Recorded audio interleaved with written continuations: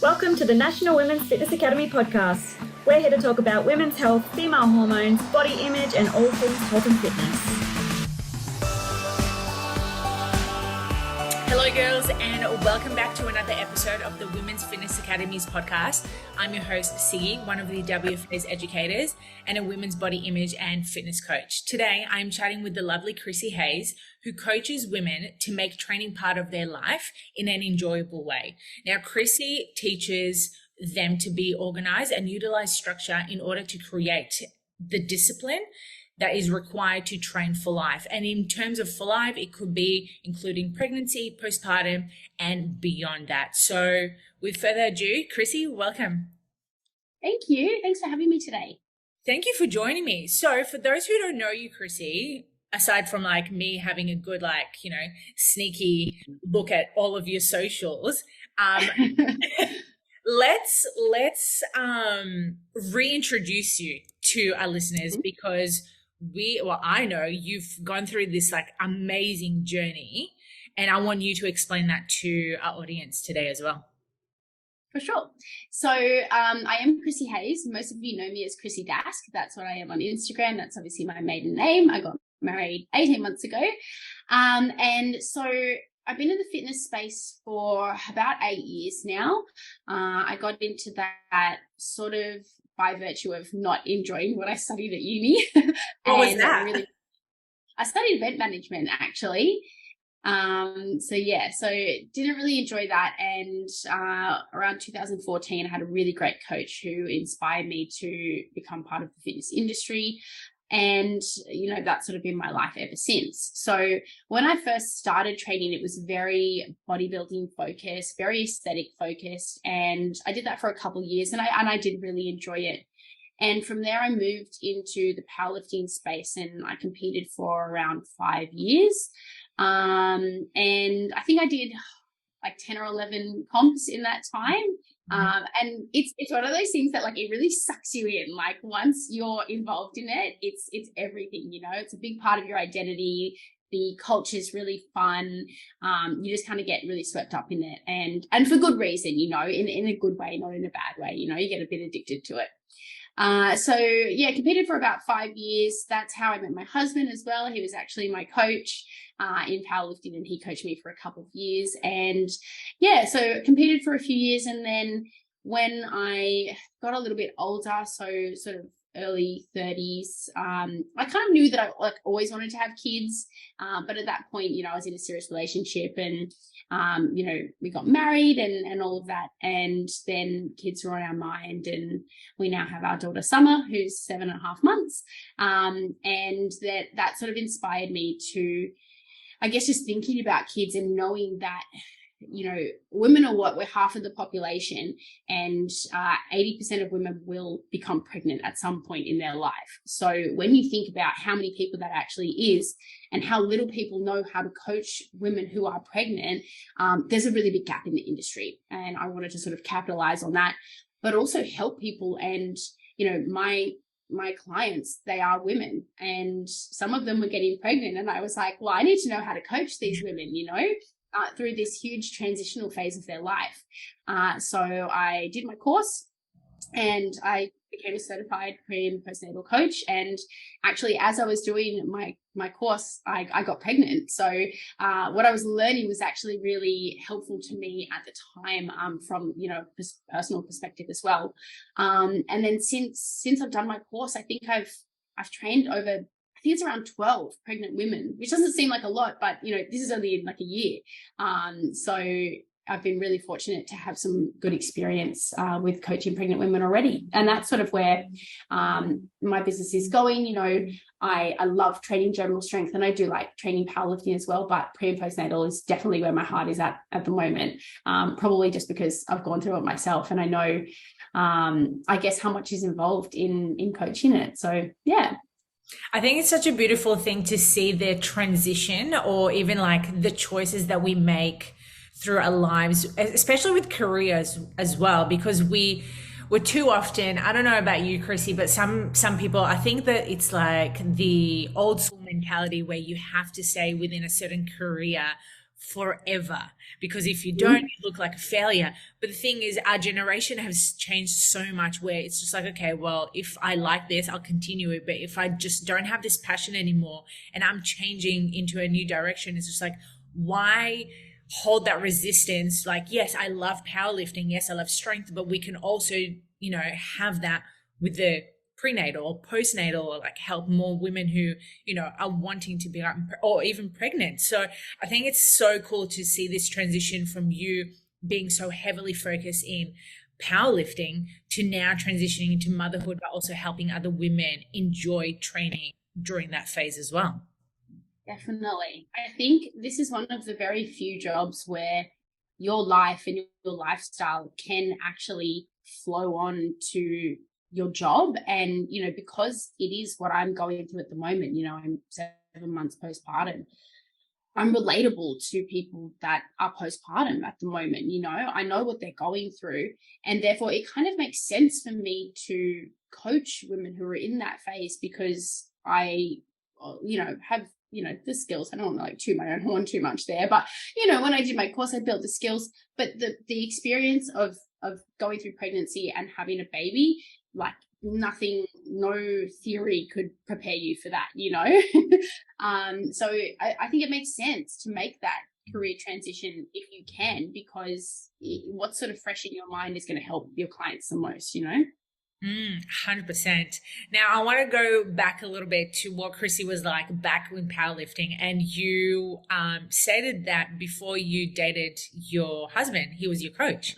Now, what were those dynamics like? Because too often, like I've done it before, many women have done it before, where they've dated their coaches and then become an item. But like, when was it through that transition of, you training with him where you were like, oh, I kind of like him, or where he turned around and be like, oh, I kind of like you? It was about 6 months into us sort of coaching together, or him coaching me.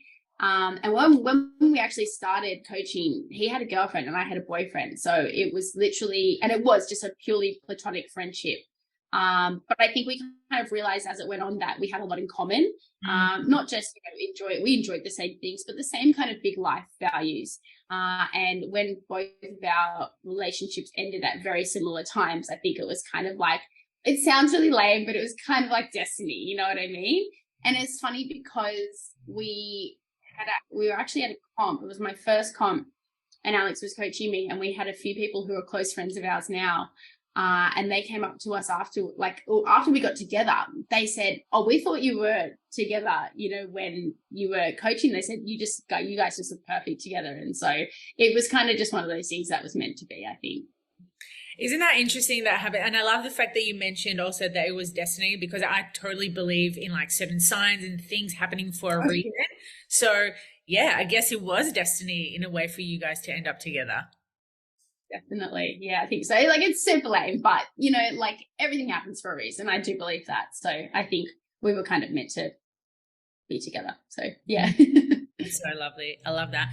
Now let's reflect a little bit back to powerlifting, because as you mentioned, for those 5 years you competed, was it 10 times you mentioned? Around that, yeah. Let's talk about that, because I know lately it's been a thing for a lot of women wanting to get into strength training, not so much for the aesthetic side of things, and if they are, awesome for you, but we also know that strength has been a really predominant thing for women, and powerlifting lately has been a really empowering thing for women to get into the gym and like lift heavy. What was your, I guess where I'm going with this, like, what was your passion around powerlifting? Like, was it mainly for you to get stronger, or was it mainly toward like the business side of things, leading as a powerlifter? I think initially it was just like a personal thing, wanting to challenge myself in a way that wasn't aesthetically focused. And I think that's why a lot of people do get into powerlifting these days, is because they like to have a goal, they like to have something to work towards with their structured training, but they don't necessarily want it to be, oh, I want to lose this amount of weight, and so it was definitely more personal focus. And then I had a lot of clients who were current clients of mine at the time come to me and say, oh, I saw that you did this. Like, I want to do that now, which was really cool. And I didn't sort of expect to be sort of thrust into it that way, but I was. And at the start, I remember feeling very like unprepared or like not, I was not skilled enough to be, I didn't feel skilled enough to be coaching powerlifting. And then I just kind of, I guess just by virtue of needing to do it, I just kind of figured it out. But I think that's it. Like, I don't think you should need a goal to train. You know, I think that training should be something that is part of our lives every day for, you know, just for, you know, good health and to make you feel good and that sort of thing. And if you can include it in that way, you know, you'll do it for a really long time. But is powerlifting a really nice way to center that structure into something a little bit more goal oriented? Absolutely.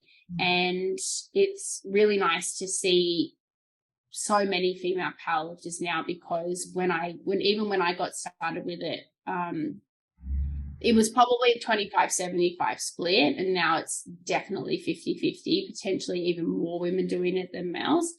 But, you know, a couple of years before I started, yeah, it was even less so. So it's really nice to see that. Yeah, there's been a huge uplift of women coming into the strength training side of things. And like you said, where I remember when I was like dabbling a little bit into powerlifting, you know, a few years ago, no, longer than a few years ago, probably like 5-6 years ago, it was very dominant in males. So no wonder we felt so intimidated by it, where now there's like this beautiful shift, as you mentioned, like it's more like that 50-50, where females are not feeling so intimidated right now training for those specifics. Definitely. And I think for me, I was a competitive gymnast when I was young, and I did other sports too. I did like Little A's and netball as well. I was always sort of very athletic when I was younger. And I think it kind of, you know, getting back into powerlifting when I think I was like 25 or 26 at the time, it sort of just brought back that sort of competitive edge that I'd missed from, you know, those sort of years of finishing school to that being the age of 25, 26. And it was nice. It was nice to feel competitive at something and nice to push myself in an athletic way that I hadn't done that in a long time. So yeah, I think for a lot of people, if they were competitive in sports when they were younger, it's a good sport to get into, because, you know, the barrier for entry is so low. You know, you can just walk up to a local comp and do it, you know, if you've been training in the gym. So it's a really good one for people to sort of get into. It's not like you need to, you know, have to have specific skills for a certain sport and, you know, and that sort of thing. It's a really good one. Yeah. You mentioned that you were able to push yourself a little bit more during powerlifting. What did that look like? Because too often we see women pushing themselves, but we also know that sometimes we hold ourselves back and not push ourselves to that extreme. So yeah, what did that look like for you? I would definitely argue that most women don't push themselves anywhere near hard enough in the gym. That's definitely something I try to focus on with my clients and with my business, is like showing people that they are capable of doing more, and that getting uncomfortable in the gym is absolutely necessary for achieving certain strength and athletic goals. But, you know, what did it look like? It looked like following a program quite rigidly. You know, I had days where my sessions sucked. I had days where my sessions were really good. You know, I bought powerlifting gear, I bought belt and knee sleeves, so sort of delving into the equipment side of things as well.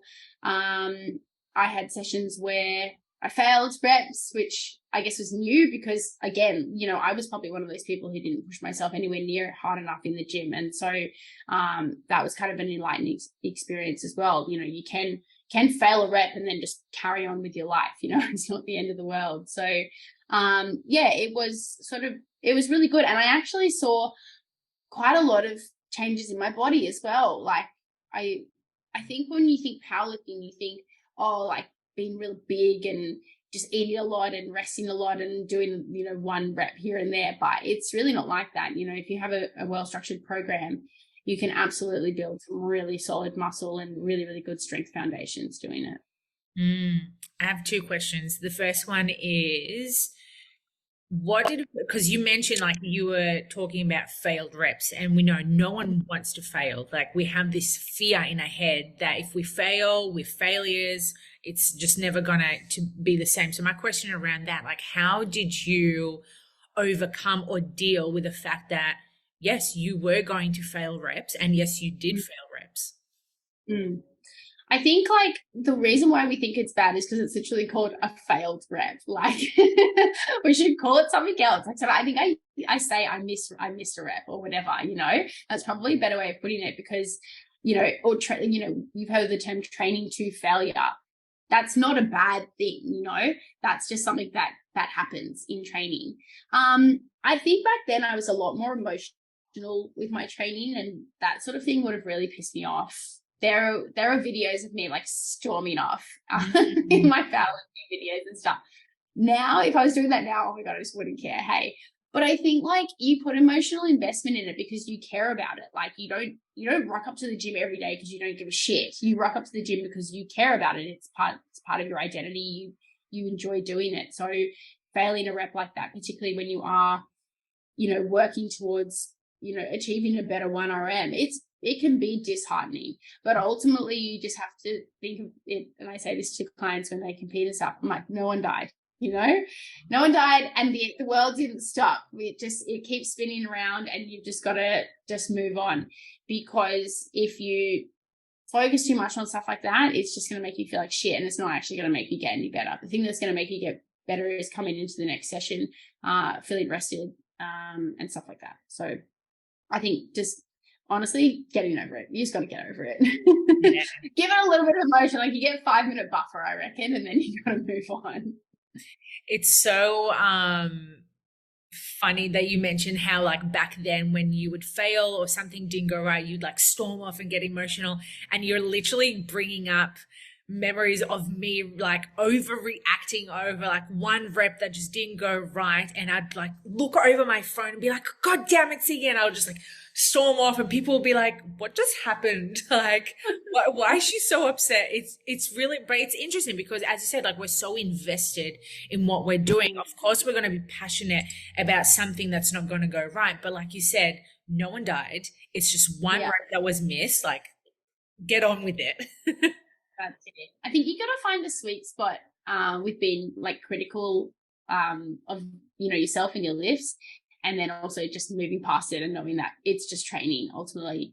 Because I get my clients, like I get them to self-evaluate, and from some I see, you know, a lot of critique, and from some I don't see much at all. And, you know, you really want to be somewhere in the middle with that. You want to be able to say, hey, this rep was good, this rep sucked. I don't know what the fuck I was doing here, but this one was better, and so on and so forth. You know, you need to be able to sort of swing from one side to the other, where you can say your lift was good, you can say it sucked, and you can say what you did well and what needs work on it.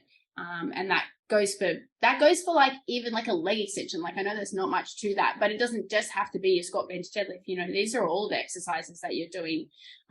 They do matter, but they're not the end of the world at the same time. So true. And then my second question, you mentioned about we're talking about lifting and gaining muscle mass, and we know gaining muscle is a long-term result of that training. It doesn't happen instantly, yet we still have women that come to us who are afraid of gaining muscle because, you know, they're thinking they're getting bulkier, they're going to get like wider. Like bless one of my best friends till today, bless her soul, she still thinks that by her doing weights, she's just going to get bulky. And mind you, she's already a quite fit woman. She enjoys doing cardio more than weights, and that's totally fine. But when we'll train together and she'll start doing like shoulder presses or like pull downs, she'll be like, oh, that's enough. I can feel myself getting bulky already. And I'm like, God, like sometimes you can't get through to certain people like that. So you're just like, yeah, cool, whatever. Like you do you, boo. But in terms of muscle gain, you know, during your period of powerlifting, you did gain a lot of muscle mass, but you also know, as you mentioned, you also notice those changes physically, but also mentally as well. So I want to chat a little bit more about that. Like, how was that transition for you, noticing these changes with your body? I just want to touch on what you mentioned about your friend, because what you said is so true. Like, there are some people that you can't get through to, or you won't be able to get through to them at a certain time, and they'll come back to you later on, And I think I used to get so caught up in that. I used to be like, no, like, you need to understand that this isn't going to happen. And now I'm just like, you know what? I don't care. If that's what you believe, go for it. I'm not here. Like, if you want to come and train with me, like, I would love you to. But if I'm not going to have like this conversation with you every day, I think there's so much information and like good information out there these days to show that that isn't the case. So if people still think that, then that's on them. But what you mentioned about muscle mass, yeah, absolutely. So it's funny because I think like I said earlier, sometimes going into it, people think, powerlifting is going to make me bulky, or I'm not going to do enough in a session that it's going to, create more muscle mass, or it's going to make me lean enough, or like whatever.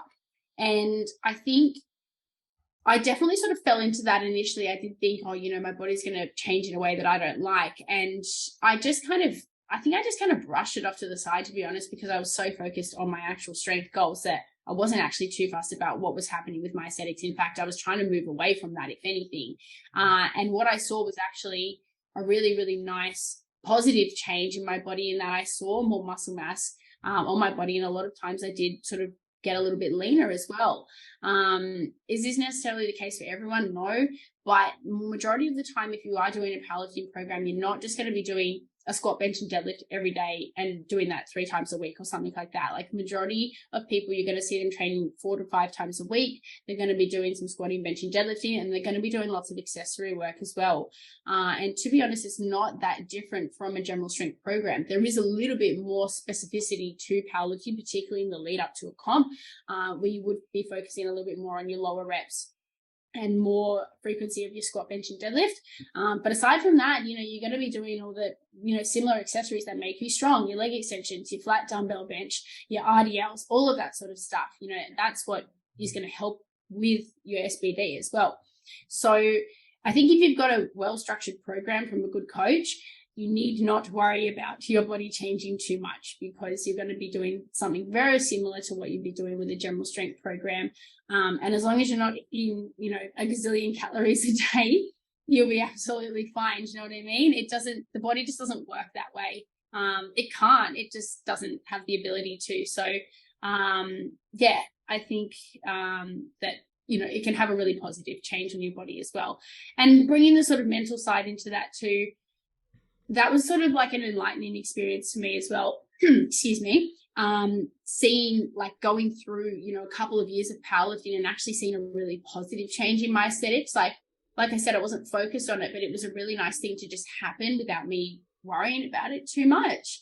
And at times I was, not calorie tracking necessarily, or sometimes I was, and I was eating like somewhere between 2,600 and 3,000 calories a day, and doing my 5 times a week powerlifting training and no cardio outside of that.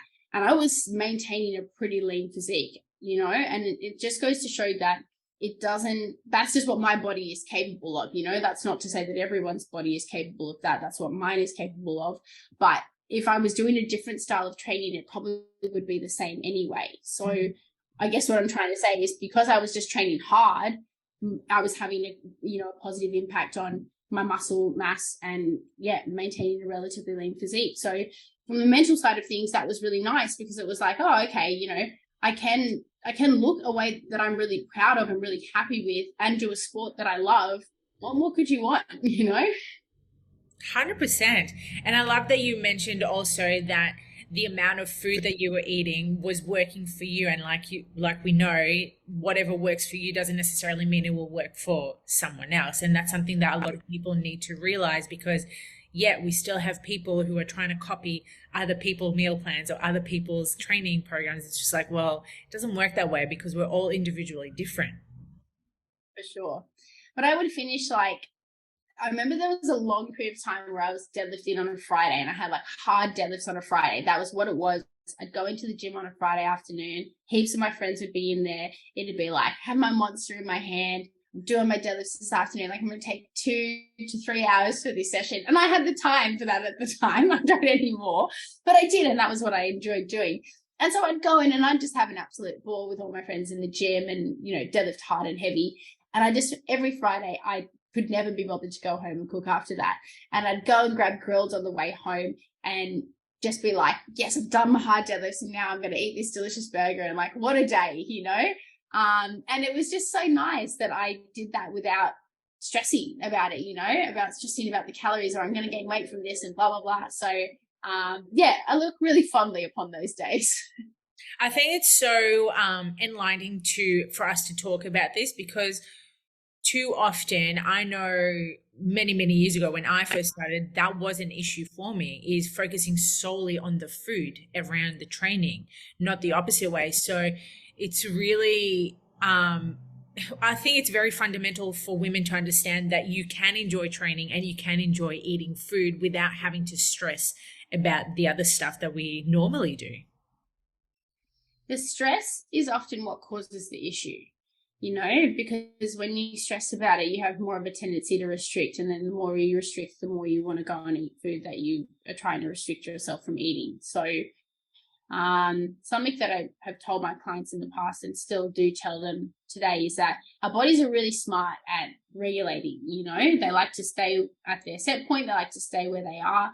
And if you listen to your hunger and satiety signals majority of the time, your body will pretty much maintain itself. And I just tell them, I'm like, trust your choices, as long as you're not, going out there eating a really high calorie lunch or dinner every single day, if you're, doing things like prepping your food and stuff like that, but mainly just trusting yourself with your choices. Most people make really good choices, we're very privileged in what we have access to. And because of that, the diets that I see my clients eating, they're great. They eat lots of fruits and veggies, they eat lots of lean protein, they're really good at making those choices. They just need to trust themselves. 100%.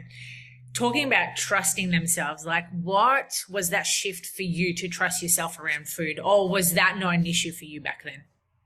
No, back in the day, it definitely was. I used MyFitnessPal for years, like ages. And it actually wasn't until it was about 3 months before I got married. So it was about 2 years ago now that I stopped using MyFitnessPal, and I haven't used it since. And a lot of people would probably look at that and be like, why did you choose to stop using MyFitnessPal 3 months before your wedding?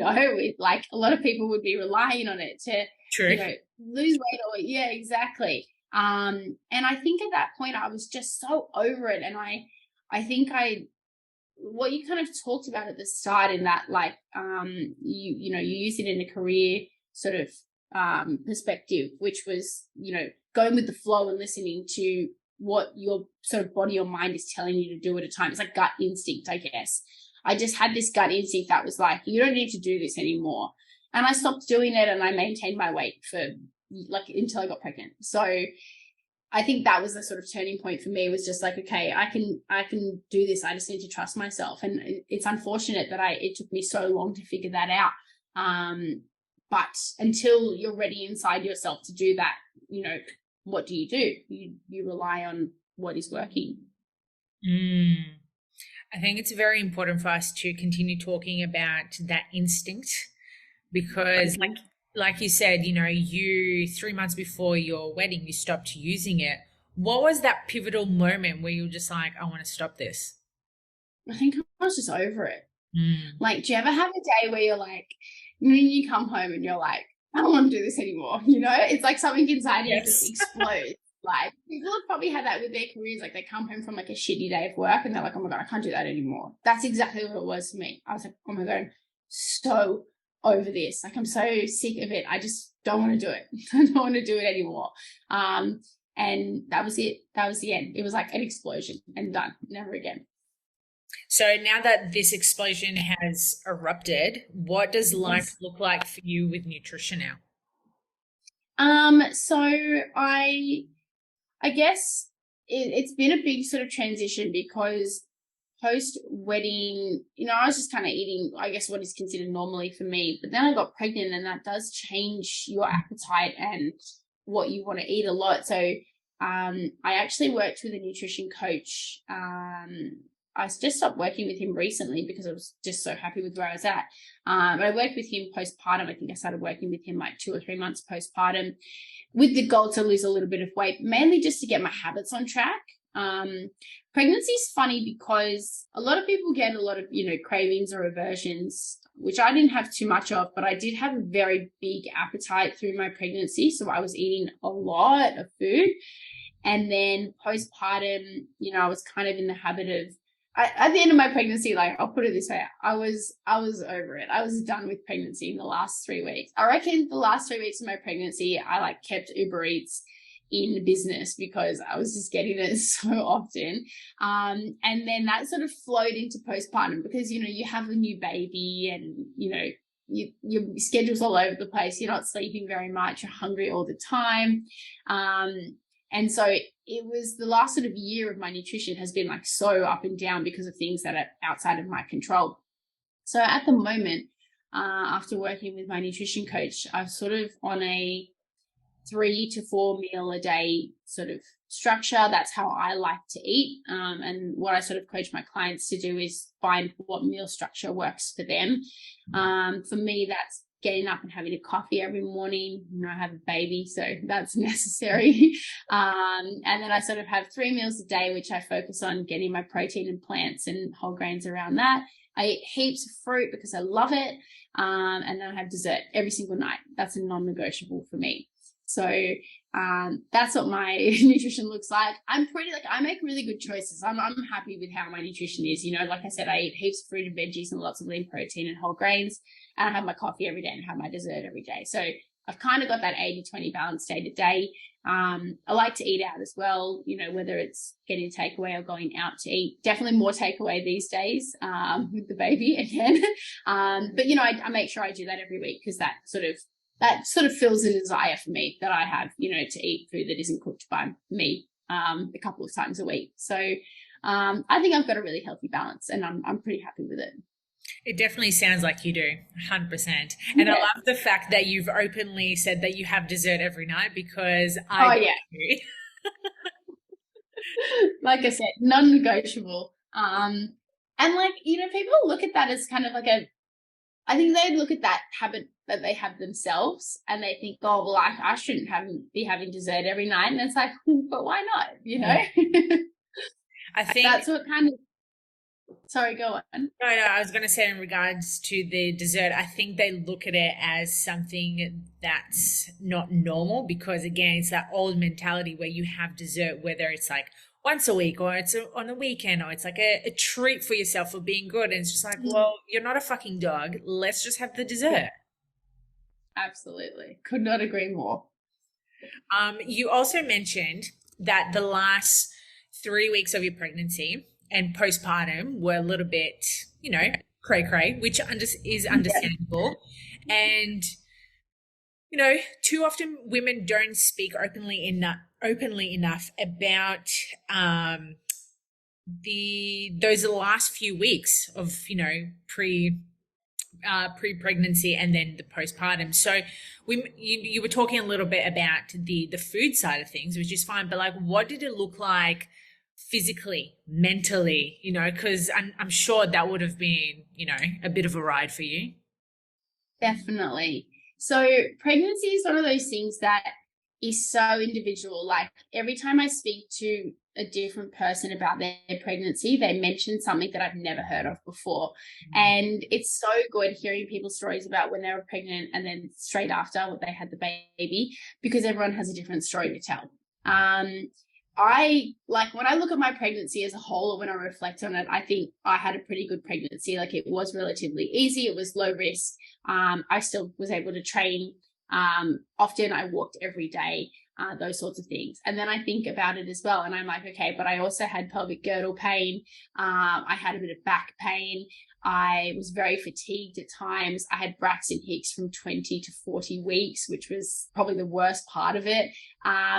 And so I think when you're reflecting on something like that, you're like, oh, it was fine when you do it. And then when you really think about it, you're like, actually, it was challenging at times.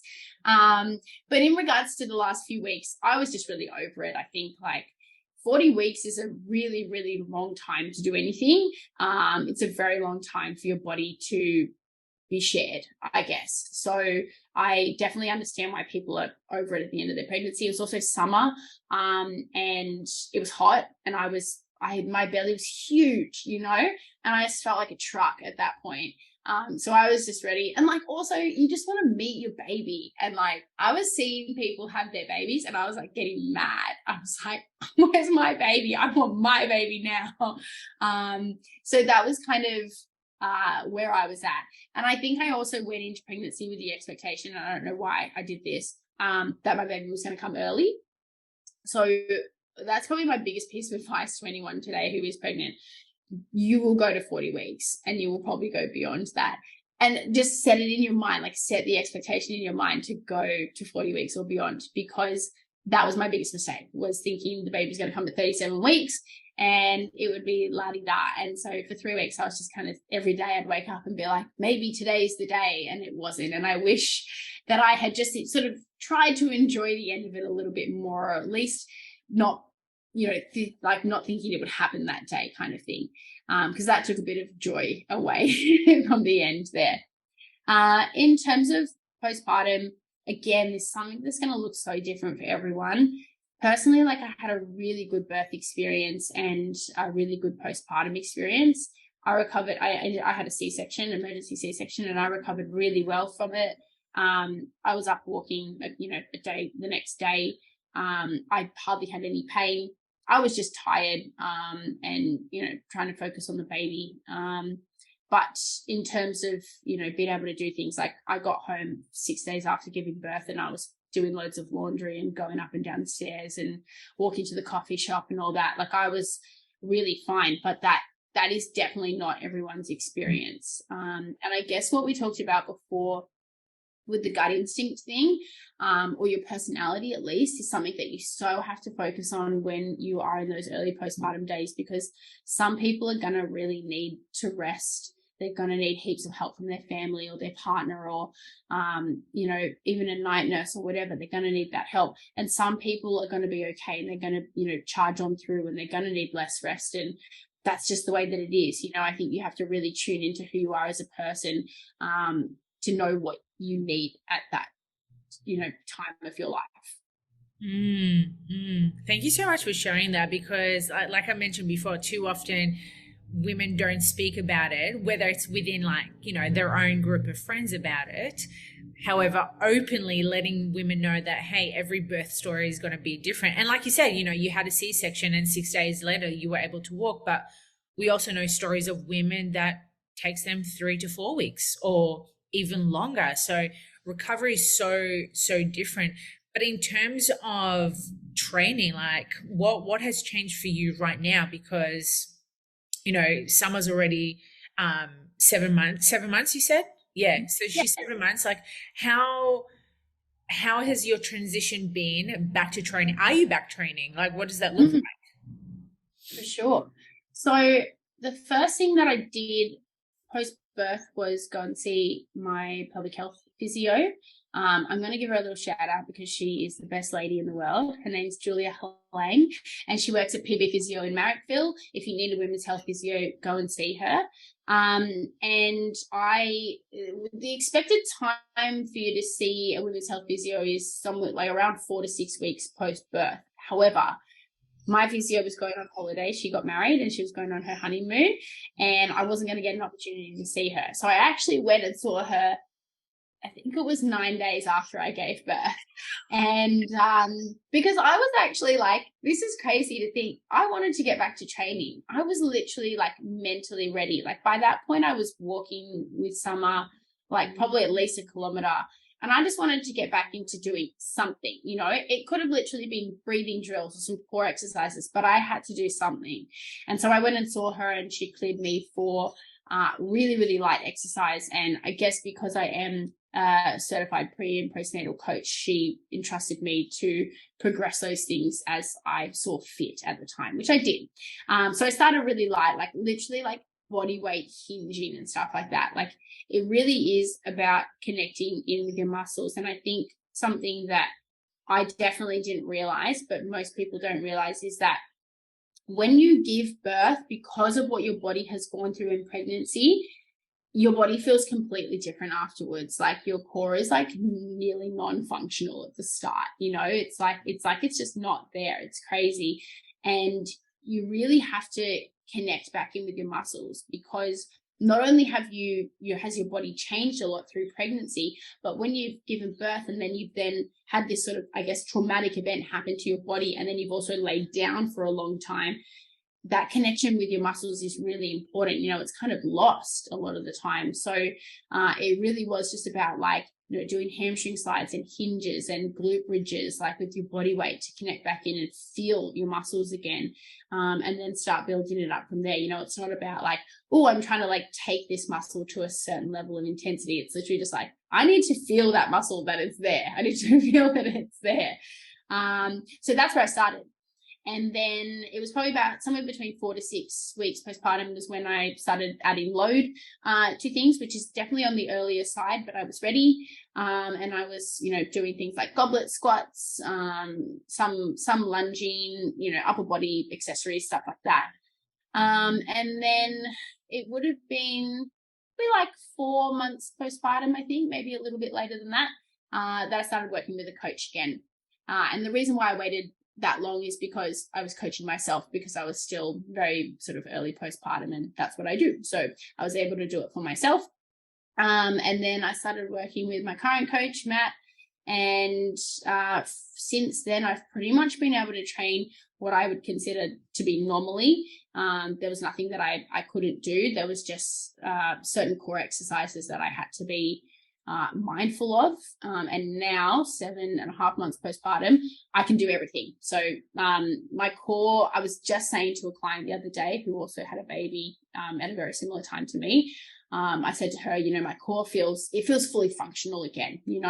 I feel like I'm at the point where you could give me any core exercise and I would be able to do it, which is a really nice feeling and a really nice thing to be able to reflect on, given that the day after I gave birth, I couldn't even roll over, so it's nice to be able to see that happen. And I think what training looks like for me at the moment is it definitely changes when you're postpartum, and that's not necessarily from a function perspective, because like I said, I feel like I'm fully functional. I can do anything in the gym that could be programmed for me. It's more a practical thing. I used to train 5 days a week. When I was pregnant, I was even training up to 6 days a week. Now I do 4, because that's what's manageable for me. My sessions used to be an hour to an hour and a half. They're now 40 minutes, because I don't want to spend too much time in the gym while I have a baby, because I want to spend time with her, and I also work. So I need to find the time to do all of those things. So getting into the gym and getting as much intensity as I can in there in that 40 minutes is the most important thing to me. And that's what I do now. So definitely, like I said, more of a practical change than a body change, if anything. A very practical change. And it's quite refreshing to hear as well, because I've had many clients in the past who have just had babies and they're like, cool, Sig, we're ready to lose weight. It's just no, you're not. You have time for that, girl. And again, I wouldn't know from experience, you would. The changes after pregnancy, seeing the body change physically for some women can be quite daunting, because after having holding a baby and now you have this excess skin, or you don't feel as strong around your core, or you feel, fat in essence, and people are just wanting to lose that weight as quickly as possible. But they also don't realize that during that first year, you have to make sure that you're eating more food than ever, because you're feeding your baby, or taking care of them, or taking care of yourself, yourself as an individual as well. Definitely. What you mentioned about feeding your baby is a huge one as well. If a person chooses to breastfeed, that will affect how they approach their nutrition. In the early postpartum days, when you're feeding, some people are feeding every 1.5 hours. For me, I was pretty lucky. It was sort of a 3 to 4 hour schedule. But because your body is producing so much milk, it makes you starving. That's the hungriest I have ever been in my entire life. I actually remember a client, she came to meet my baby, and I think it was around 6 weeks postpartum. Tom was 6 weeks old. And she bought me a slab of caramel slice that her and her daughter had made. And I put it in the fridge. And as soon as she left, I was like in the fridge for that caramel slice. And Alex, my husband, came home like that night and he's like, oh, where's that caramel slice your client made? And I'm like, it's gone. I ate it. Like, because you can't, like, I genuinely cannot explain to someone how hungry and thirsty you are all the time. And, you know, you have to honor that. You have to honor that through pregnancy, and you have to honor that through postpartum. I think the further along you get in postpartum, the more boundaries you can create with your food. You know, your supply does regulate somewhere between 6 and 12 weeks postpartum usually. And from there you can look to make changes, but it's not the same as, you know, putting a regular client or putting a regular person in a deficit. You know, you have to be really careful because it can affect your supply. And obviously feeding your baby is, well, it's the most important thing in your life at that point in time. And you have to make sure that you can do that. So I think there are ways that you can, you know, focus on your body becoming healthier and becoming its own again. And sometimes that does include weight loss, but it does have to be a much more gentle approach than it would be for your non-postpartum person.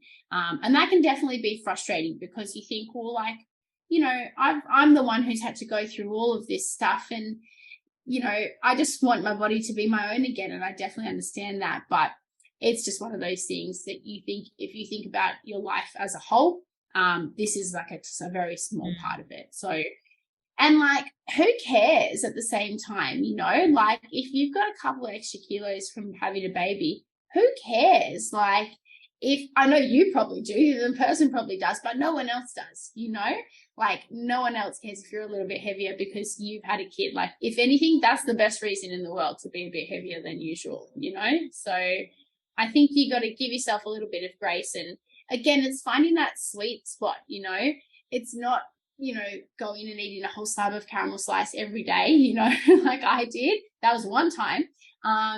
But it's also not restricting yourself to the point of, you know, your supply changing, or, you know, you've been uncomfortable when you're trying to feed an infant, you know, find somewhere in the middle there. And there's so many practical things that play a role there as well, you know.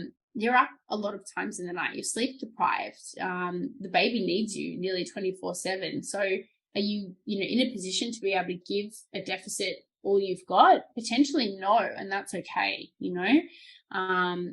The further along that I've gotten, like I said, it's gotten easier to focus on that sort of stuff. So I think it needs to be something that is not in the forefront of your mind until a little bit further along postpartum, like at least 4 months plus, I would say. 100%. And I think that the main factor right now for women who do have kids is taking care of your kid. Definitely. Like, you don't get these days back. Yeah. I think of that every day. I'm like, I get this one day with her, and then tomorrow she's going to be older and she's going to change. I go get her up in the morning and she's got like a little bit more hair on her head, or she's got a different expression on her face. And I'm like, they just grow and change so quickly. It would just be such a shame to be so focused on trying to lose weight that you miss those things, you know? 100%. Yeah. Because being too solely focused on like the physical aspect of yourself instead of actually enjoying those little moments. For sure. I think something that my nutrition coach, his name's Tom Clark, by the way, he's fantastic, works out of Fortitude Nutrition Coaching. He really just taught me so much about healthy habits. And, you know, these are things that I knew myself, but I really needed a good kick up the arse with. And he really helped me with that. And I think that if a lot of people do focus on that, as opposed to just what the outcome is, which is weight loss, but focusing more on the healthy habits day to day, you know, what can I do that is, you know, something that is a you know, healthy thing to do. For example, eat more vegetables. That's something that, you know, is great for your body, but is also probably going to result in maybe eating a little bit less calories because you're focusing on eating, you know, foods that are lower in calories. You know what I mean? So by virtue of implementing those healthy habits, you do sort of end up with the outcome that you want, but you're just thinking of it in a way that is a little bit nicer, to be honest, a little bit just nicer to yourself, and a little bit more in a way that is going to, I guess, help you physically in more ways than one, more than just losing weight. It is, benefiting you in a different way as well. 100%. And you know what, for us to finish today, we've just realized like that transition that, I